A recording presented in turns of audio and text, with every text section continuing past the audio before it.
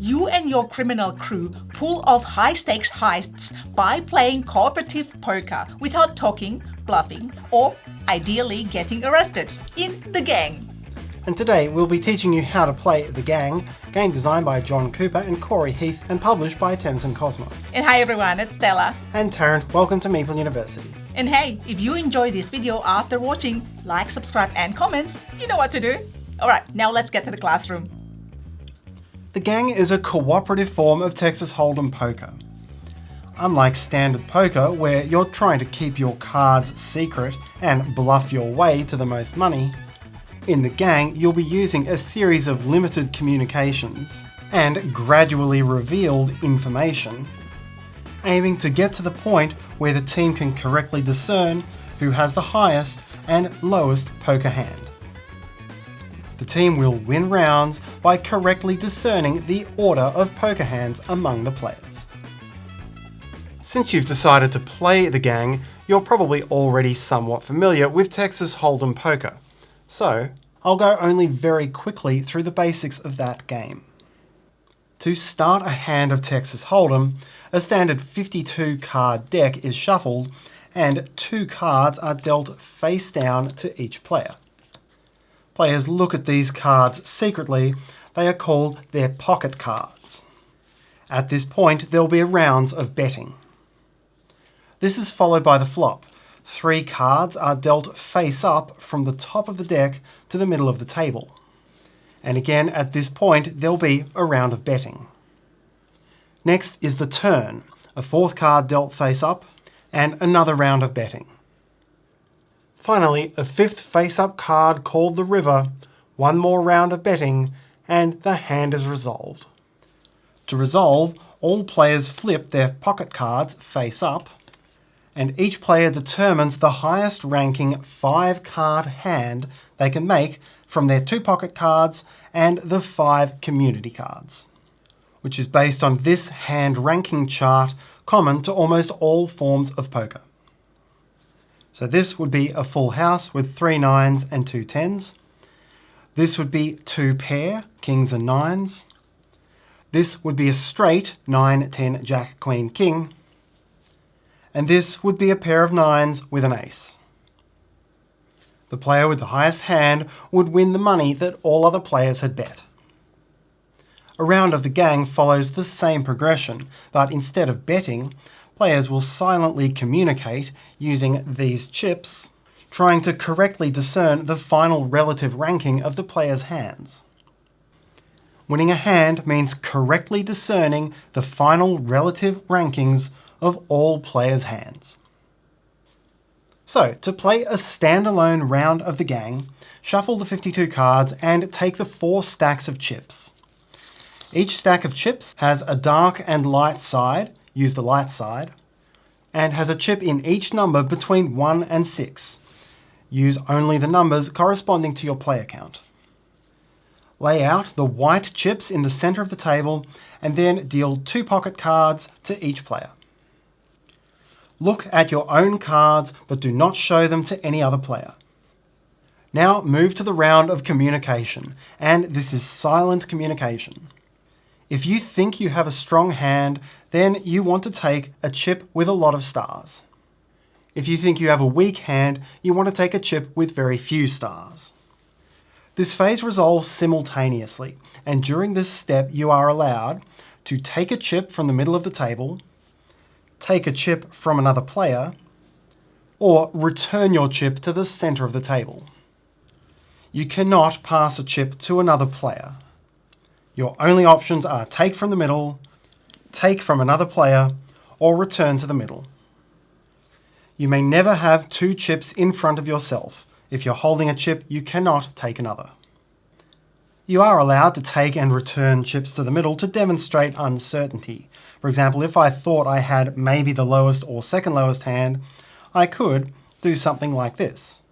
This fits within the restrictions of what you're allowed to do and helps to communicate your thoughts. Once no chips are left in the middle, this round of communication ends. Next, lay out the yellow chips and perform the flop, dealing 3 cards face up to the center. Now there's another round of communication which follows the exact same rules based on the new information you've gained. Once everyone has a yellow chip, lay out the orange chips and deal the turn. Again, resolve communication according to the same rules. Finally comes the critical round. Deal out the red chips and the river. All players now know their own 5-card hand and will again follow the same rules of communication using the red chips. However, this time the final distribution matters. The white, yellow and orange chips were just for communication. But the red chips represent the team's final guesses for who has the strongest hand, second strongest hand, and so on. Reveal all pocket cards and determine the relative orders of the hands. If you've got the order correct, then you win this round. If any hand is out of sequence, then the team loses. In the case of a tie between hands, then either order is valid. So in this case, these are correctly the highest and second highest hands, while for these players, where the best 5-card hand is simply the 5 community cards, both this and this would be considered a win for the team. Once you're done with a hand, simply shuffle all the cards back together into the deck, reset the chips, and move on to another round. In the gang, thematically players are playing as a gang of thieves, breaking in and trying to steal as many riches as they can from various buildings and establishments. A standard game of the gang is played as a best of 5 heists. Lay out these 6 cards face down, 3 vaults and 3 alarms. Each time you win a round, flip a vault face up. Each time you lose a round, flip an alarm face up. The game ends in victory when you flip your 3rd vault, or ends in defeat when you flip your 3rd alarm.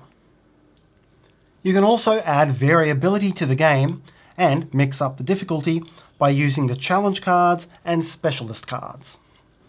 Challenge cards introduce something which makes the game more difficult for you to win, while specialist cards give you some help making it easier. In the advanced mode, play your first hand with neither of these cards. Then from that point forward, if you win a hand, then you'll play the next hand with 1 challenge card. Its negative effect applies for the next round only, before it's returned to the bottom of the deck. If you fail a round, then the equivalent thing happens with the specialists.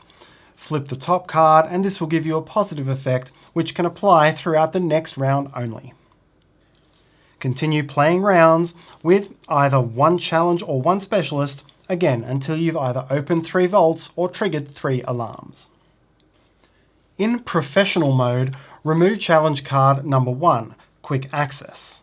Then before the first round, flip the next card face up. You'll face this specific challenge in every round you play in this game. You then still apply the rules from advanced mode. So after winning a heist, flip up the next challenge card, giving you 2 challenges for the next heist. And after losing a heist, flip up the next specialist, giving you both a specialist and challenge for the next heist.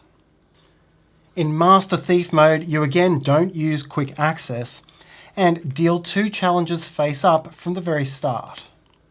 You'll never use specialists and you only get 2 alarms before you lose the game, not 3. Whether you win or lose, discard the lower numbered challenge and deal out a new one, meaning you'll have 2 challenges in each heist. The first time you're playing through the game, you should use these cards in numerical order until you've seen them all once, but after that you can shuffle them and deal with them in any order. I won't take you through all the individual cards, but do note that some of these are what cause these chips to be flipped to their dark sides. Thanks for watching, and if you like this video, maybe you'd like to watch this next one. Have a great day. Bye!